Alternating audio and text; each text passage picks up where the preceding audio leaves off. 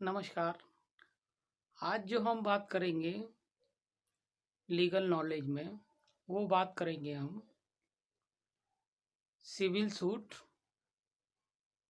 धन वसूली केस के संबंध में, अर्थात मनी रिकवरी सूट। ये क्या होता है? ये एक सिविल सूट होता है और धन वसूली के संबंध में किया जाता है।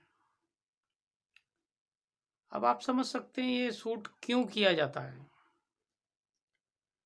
क्योंकि आपने देखा होगा, कोई बिजनेस करता है या फिर पर्सनली फ्रेंड लोन, यानी अपने दोस्तों को दे देते हैं लोग, या फिर कोई करीबी जिसका फ्रेंड है या दोस्त है या अन्य कोई परिवार के लोग हैं या अन्य कोई भी व्यक्ति है जिसे कभी किसी समय किसी को किसी धन की आवश्यकता पड़ जाती है, तो कोई व्यक्ति जो जिन पे एक्सेस मनी होती है और वो दे देते हैं।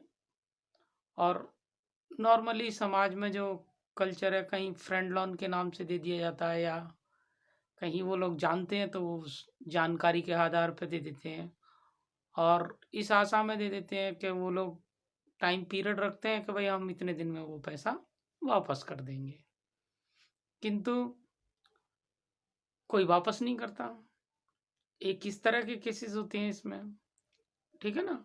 दूसरे तरह के केस ऐसे होते हैं जिसने कि बिजनेस, कोई व्यक्ति ने सामान लिया और उसकी एवज में उसे पैसा पे करना था, किंतु उसने वो पैसा पे नहीं किया है या कुछ समय बाद देना था। अब आपसी बिजनेस चलता था, ठीक है ना। कुल मिला के इस बात को आप किस तरह समझ सकते हैं, ये आप विशेष तौर पर इस बात पर ध्यान दीजिए कि ये धन वसूली, अर्थात कोई भी मामला हो जिसमें एक व्यक्ति द्वारा धन दूसरे व्यक्ति को दिया गया है, फ्रेंड लोन के रूप में, बिजनेस के रूप में, या फिर अन्य किसी पर्पज के लिए या कुछ समय के लिए उसने ये कह के लिया है कि मैं आपको वापस कर दूंगा, आप उसे जानते हो, ठीक है ना, और आप उसे दे देते हो, ठीक है। उसके बाद वो समय भी निकल जाता है, आप काफ़ी दिन तक इंतज़ार करते हो कि दे देगा दे देगा, किंतु वह आपका पैसा वापस नहीं कर रहा। अब इसमें आपको समझना पड़ेगा कि धन वसूली केस एक सिविल केस होता है।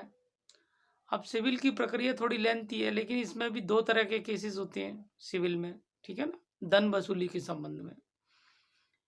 एक शॉर्ट समरी केसेस होता है जिसे बोलते हैं ऑर्डर 37 के अंतर्गत फाइल किया जाता है, जिसमें ये विशेष तरह के केसेस आते हैं। हुंडी, वचन पत्र या चेक्स, चेक्स को हुंडी कहा जाता है। इन तीन तरह के टाइप्स के जो प्रोमोसरी नोट दे रखे हैं या चेक्स दे रखा है या उसमें हुंडी दे रखी है, इस तरह के जो केसेस होते हैं उसमें ऑर्डर 37 के तहत समरी सूट फाइल किया जा सकता है, ठीक है ना।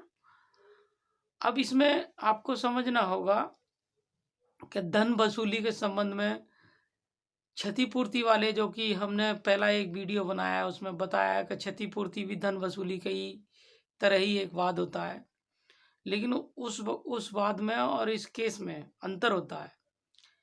इस केस में विशेष बात यह है कि एक व्यक्ति के द्वारा दूसरे व्यक्ति को अपनी पॉकेट से निकाल के कुछ धन दिया होता है या बिजनेस के रूप में आगे वो कुछ सामान या कोई वस्तु डिलीवर करी गई होती है, जिसके बेस में जिस व्यक्ति का धन दूसरे व्यक्ति के पास फंसा हुआ है वो उसे वापस करना होता है समय के अनुसार, किंतु जब वो वापस नहीं करता है तब ये केस बनता है।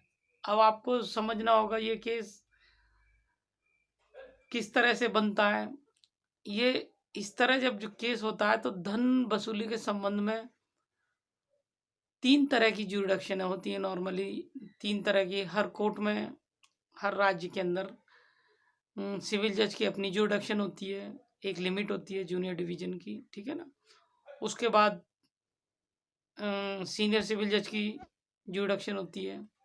उसके बाद एएसजे अर्थात एडीजे की या ऑब्लिक एएसजे।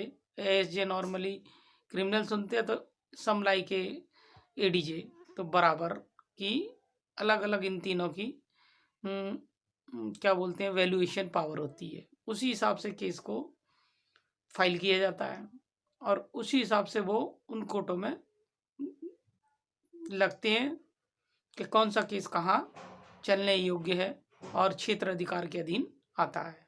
ठीक है ना। अब जुरिडक्शन कैसे तय होता है? जुरिडक्शन का तय होने का एक तरीका आसान सा ही है कि इसे मूल्यांकन के आधार पर किया जाता है। जैसे कि यूपी में जूनियर सिविल जज के मामले में 5,000 रुपये तक की वैल्यूएशन है। ठीक है ना। और उससे ऊपर जाएंगे सीनियर सिविल जज को अनलिमिटेड पावर है। ठीक है ना। और बाकी सब उससे ऊपर के पावर के होते हैं वो करोड़ों में चले जाते हैं। ठीक है। वैसे करोड़ों तक के केस सीनियर सिविल जज सुन सकते हैं यूपी के अंदर। दिल्ली में भी कुछ इसी तरह से है। 2 करोड़ की पावर एडीजे साहब को है। उससे नीचे की पावर 50,000 रुपये तक की पावर दे रखी है सिविल जज जूनियर डिवीजन को। ठीक है ना। सिविल जज को। और सीनियर डिवीजन को उससे ज़्यादा की पावर होती है 1 करोड़ तक की। ठीक है ना। इस तरह उनके जुरिडक्शन हर राज्य में बटे हुए हैं मूल्यांकन के आधार पर। ठीक है ना। अब तीसरा पक्ष आता है, इसका बहुत ही महत्वपूर्ण है, वो है कोर्ट फीस। अब ऑर्डर 37 का सूट डालें या ऑर्डिनरी सूट डालें, ये 2 तरह के धन वसूली के संबंध में केस फाइल किए जाते हैं। ठीक है ना। और दोनों के ही अंदर आप जितने धन के संबंध में केस दायर कर रहे हैं उस हिसाब से आपको दिल्ली में दिल्ली के हिसाब से, यूपी में यूपी के हिसाब से, महाराष्ट्र में महाराष्ट्र के हिसाब से हर राज्य का अपना कोर्ट फीस अधिनियम होता है। उस हिसाब से आपको कोर्ट फीस अदा करनी होगी। ठीक है ना। और जब आपके द्वारा उपयुक्त रूप से कोर्ट फीस उपयुक्त बाद में मूल्यांकन के आधार अनुसार अदा कर दी जाएगी, तब उस केस का सही ढंग से मूल्यांकन होगा और उसी मूल्यांकन के अनुसार आपका केस उस मान्य न्यायालय के समक्ष चला जाएगा और वहाँ जाके उस केस की सुनवाई होगी। सुनवाई धन वसूली केसों में ज़्यादातर बहुत तेज गति से होती है। ठीक है ना। क्योंकि इन केसों के अंदर बहुत विशेष मैटर नहीं होता। मैटर से मतलब डिस्प्यूटेड, विवादित तथ्य नहीं होते, डिस्प्यूटेड फैक्ट नहीं होते। क्योंकि कहीं ना कहीं ज़्यादातर ये होता है कि एक व्यक्ति के द्वारा अगर लीगल ढंग से उसने पैसा दिया है, बाय चेक दिया है, कुछ सामान दिया है बिक्री के द्वारा, तो उसकी इनवॉइस कटी हुई है, लीगल है, लीगल टेंडर है दोनों। ठीक है नहीं।